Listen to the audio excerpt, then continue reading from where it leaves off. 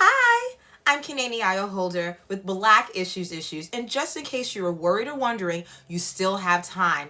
Polls close at 9 p.m., so please flip the ballot and vote for racial justice. New York City will be the first city in the nation to have racial justice embedded in the city charter, which is the equivalent of the Constitution.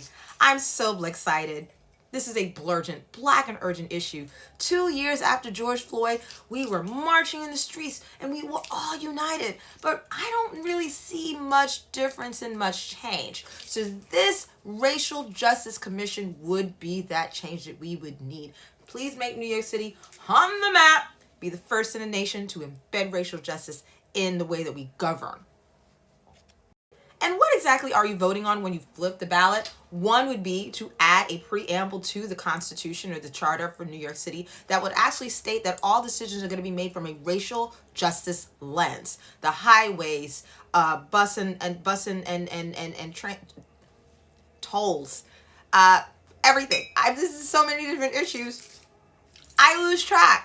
And also in terms of the allocation of the budget, right? So when we think about how money is spent, that shows how much a community is or isn't valued. 2, establish a racial justice committee.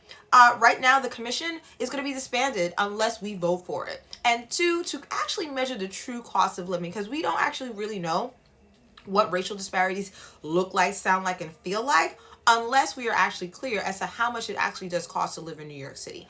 And we're black, right? So this has been Kanani Holder, Black Issues.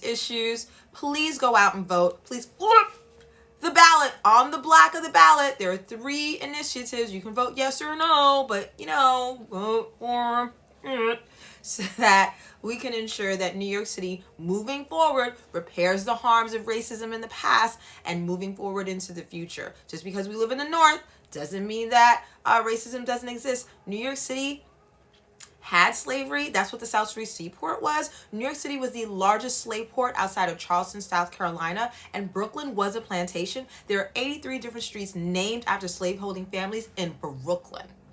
I'm from Brooklyn. When I learned that at a National Endowment for the Humanities Fellowship that I got, it changed my life. I literally was like in tears because that means all the streets that I grew up on, that I played double dutch with, that I would call my friends or my cousins to say, yo, meet me here.